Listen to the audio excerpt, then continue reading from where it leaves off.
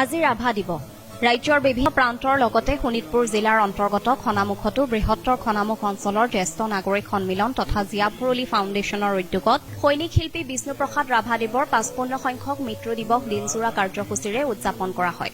পুৱাৰ ভাগত ৰাভাদেৱৰ প্ৰতিচ্ছবিত শ্ৰদ্ধাঞ্জলি আৰু মাল্যাৰ্পণ কৰাৰ পিছত বন্তি প্ৰজ্বলন অনুষ্ঠান অনুষ্ঠিত হয়। ইয়াৰ পাছত ৰাভাদেৱৰ কৰ্মময় জীৱনৰ ওপৰত সভাত উপস্থিত বিভিন্নজনে গুৰুত্বপূৰ্ণ মন্তব্য প্ৰদান কৰে। উল্লেখযোগ্য যে আমাৰ সমাজখন সবল কৰাত ৰাভাদেৱৰ অমৰ কৃতিসমূহ উঠি অহা নৱপ্ৰজন্মই কিদৰে ধৰি ৰাখিব আৰু তেখেতৰ সৃষ্টি অৱদানসমূহ আগবঢ়াই নিয়াত এক ইতিবাচক পদক্ষেপ গ্ৰহণ কৰিব উঠি অহা নৱপ্ৰজন্মই। খনামুখ অঞ্চলৰ বিভিন্ন অনুষ্ঠান প্ৰতিষ্ঠানে অংশগ্ৰহণ কৰা এই গাম্ভীৰ্যপূৰ্ণ শ্ৰদ্ধানুষ্ঠানত অঞ্চলটোৰ জ্যেষ্ঠ নাগৰিকৰ লগতে বিশিষ্ট সমাজকৰ্মী মোহন উপাধ্যায়, জুন্তি নৰহ, যতীন গগৈ, বিষ্ণু শাস্ত্ৰী, হৰেণ নাথ আদি উপস্থিত আছিল। সন্ধিয়াৰ ভাগত ১০০ গুছি বন্তি প্ৰজ্বলনৰে অনুষ্ঠান অনুষ্ঠিত হ'ব বুলি উদ্যোক্তাই জানিব দিছে।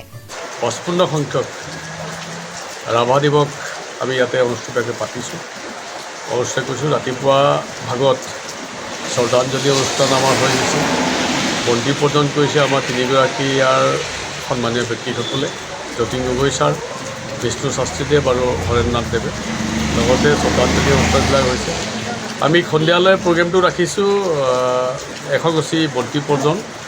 এনেকৈ অনুষ্ঠানটি আমি পাতিছোঁ যাতে আমাৰ পৰৱৰ্তী সমাজে যাতে সৈনিক শিল্পী বিষ্ণু ৰাভাদেৱৰ আদৰ্শ বা আমাৰ শোণিতপুৰৰ যি সন্মানীয় ব্যক্তিগণ আমাৰ ৰাভাদেৱে হওক বা জ্যোতিপ্ৰসাদ আগৰৱালাই হওক, ফণী শৰ্মাই হওক, তেনেধৰণৰ ব্যক্তি বা সুদত্তকণ্ঠ আমাৰ ভূপেন হাজৰিকাদেৱে হওক, এই ধৰণৰ ব্যক্তিৰ যিটো আদৰ্শ আমি যুৱ সমাজৰ মাজত বা আমাৰ পিছৰ প্ৰজন্মৰ মাজত সোমাই লৈ মুঠতে সমাজখন সকলো দিশৰ পৰা এটি সবল সমাজ গঢ়াৰ স্বাৰ্থতে হয়তো মাজে মাজে এনেধৰণৰ প্ৰগ্ৰেমবিলাক আমি কৰি আহিছোঁ। খনামুখত বিভিন্ন নলবাৰীৰ পৰা দুৰ্গা পৰিলৰ ৰিপৰ্ট, অগ্নিকৰ নিউজ।